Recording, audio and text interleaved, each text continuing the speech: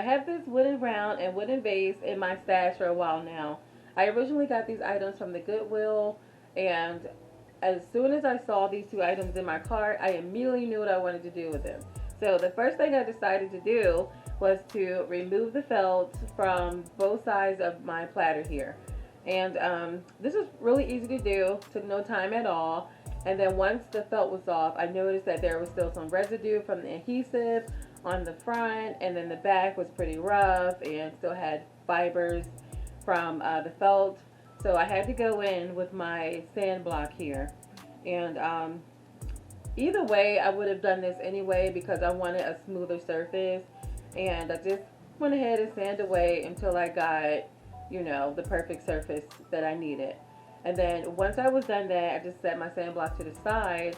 And here I'm showing you guys is the vase that I'm going to use. I'm actually going to use this vase as a base. So if you guys probably don't notice what I'm doing by now, I'm planning on making a cake riser. So what I need to do to get these two pieces together is just to remove this little round felt.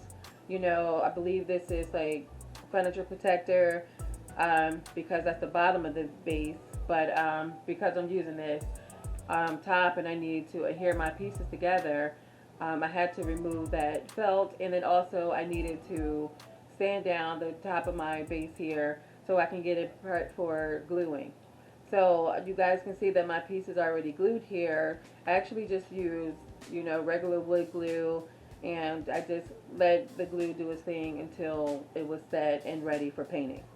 So what I'll be using for painting is just this Waverly chalk paint. The color is elephant gray, and right here you guys see I'm just prepping my little aluminum foil container. Sometimes I'll do this because I don't feel like cleaning up too much stuff when I'm done, so I'll just go in with a little made up dish, and if I'm not working with a lot of paint, it's super convenient for me, so that's what I do.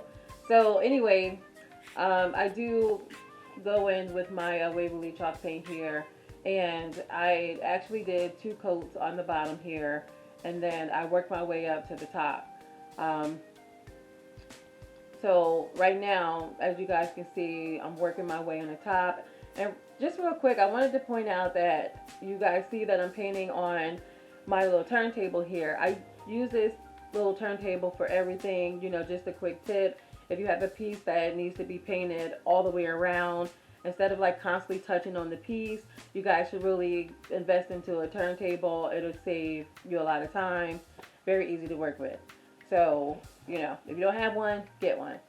So anyway, once my piece was coated, I coated it twice. And once it was dry, I went in with some distressing. For my distressing, I used, I believe it was a 60 grit sandpaper. I just had this left over from my my circular sander or orbit sander, and that's pretty much just what I used. I went in and I just wanted to like highlight some of the details, so I just stressed like every like curve and corner of this piece here, and I just really want to work on this. So you guys just just kick back and just take this all in. Like, I love sanding, I love watching sanding, so I'm just going to give you a minute just to enjoy this.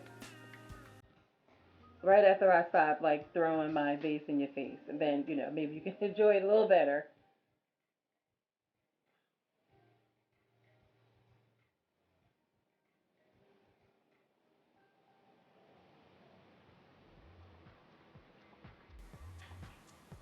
Alright, so my piece is sanded here, and I'm just finishing up this here, just last side. Just wanted to show you guys in real time of what I was doing and how I was sanding my piece. So once this was done, I did move on to the top. You guys didn't get a chance to see that, but I just went on and just sanded out the curves of the top of my piece, and I'm pretty happy on how it came out. I think it looks really good, and I hope you guys really like this piece. It was really fun to do.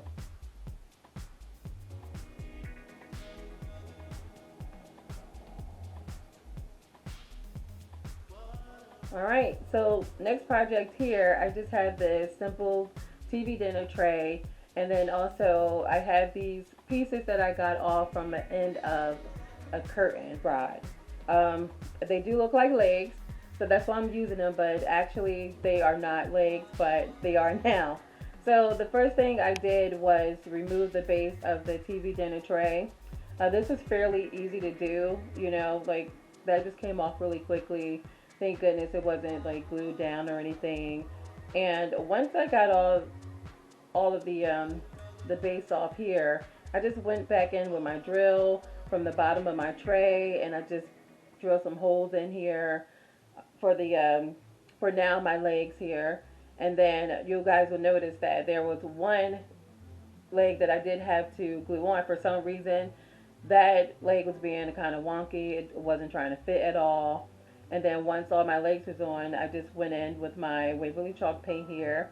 And you guys see that I didn't even use a container this time. I just straight up poured the paint right on top of the piece. I knew that it was going to stretch out through this whole piece. You know, like with chalk paint, you don't have to use a lot.